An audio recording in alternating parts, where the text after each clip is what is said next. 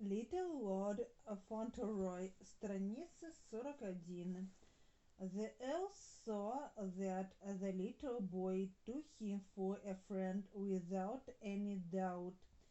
His grandson was quite sure that the Earl was kind to him and rather pleased to see him there, and he wished to please and interest his grandfather.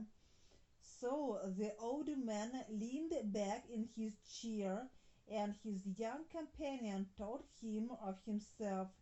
Lord Fauntleroy was quite willing to answer all his questions. He told him all about Dick and Jake and Mr. Hobbs. When he reached the 4th of July and the Revolution, he suddenly recollected something and stopped very abruptly. "What is the matter?" demanded his grandfather. "Why don't you go on?"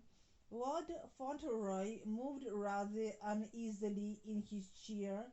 "I was just thinking that perhaps you wouldn't like it," he replied. "You are an Englishman." "You can go on," said the Earl. "You are an Englishman too."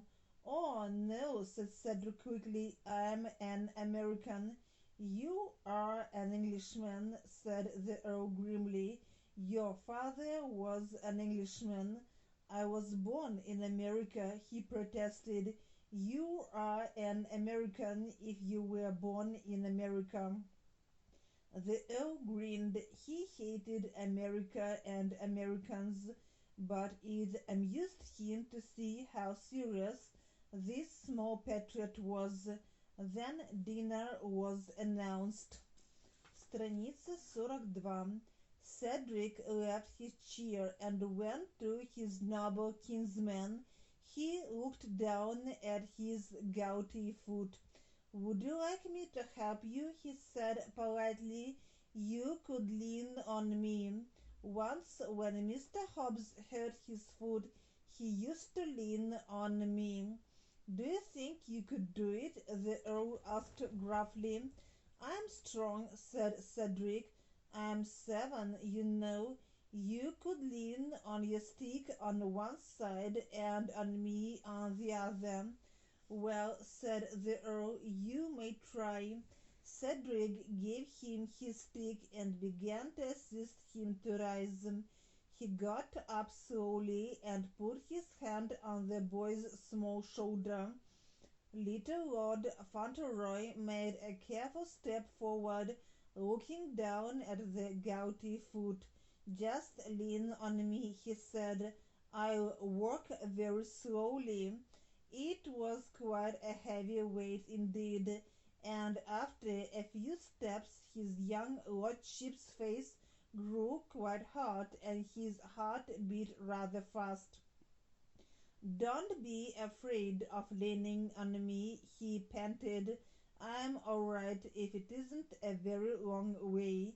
It was not really very far to the large dining room, but it seemed rather a long way to Cedric before they reached the chair at the head of the table. The Earl took his seat. Страница 43. Cedric's chair was at the other end of the table, opposite his grandfather's. It was a chair with arms for a much larger person than himself.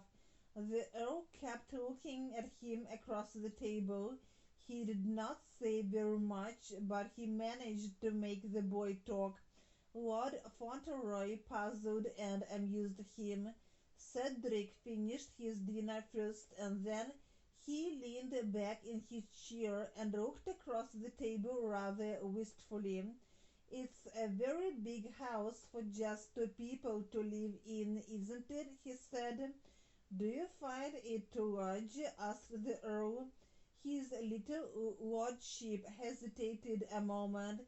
He missed his mummy very much. "I was thinking about my mummy," the boy said slowly. "I never was away from my own house before. But mummy is not very far away from me. She told me to remember that. The Earl said nothing. When Lord Fauntleroy wakened in the morning, there were two women in the room. One of them was Mrs. Melson, the housekeeper, and the other a middle-aged woman with a kind and good-humored face. Страница 44. "Good morning, my lord," said Mrs. Mellon. "Did you sleep well? This is your bedroom, and this is Dawson, who will take care of you. Will you get up now and let Dawson dress you, and then have your breakfast in the nursery?" "I learned to dress myself many years ago, thank you," answered Fauntleroy. "Mammy taught me." Dawson and the housekeeper exchanged glasses. When Cedric went into the adjoining room to take his breakfast, Dawson followed him. "It's a very beautiful place, of course," said Fauntleroy with a little sigh, "but I miss Mammy so much. I always had my breakfast with her in the morning." "Oh, well," answered Dawson comfortingly, "you know you can see her every day. But wait and see the stables with all the horses in them. There's one of them I know you'll like to see. And look into the next room first." So after the breakfast, Dawson opened the door of the next room, and the boy looked about him in amazement. The room was large. There were shelves full of books, and on the tables there were lots of beautiful toys. "Go and look at them," said Dawson. "They belong to you. His lordship gave them to you." "To me!" cried the boy. "Nobody has such a kind grandfather."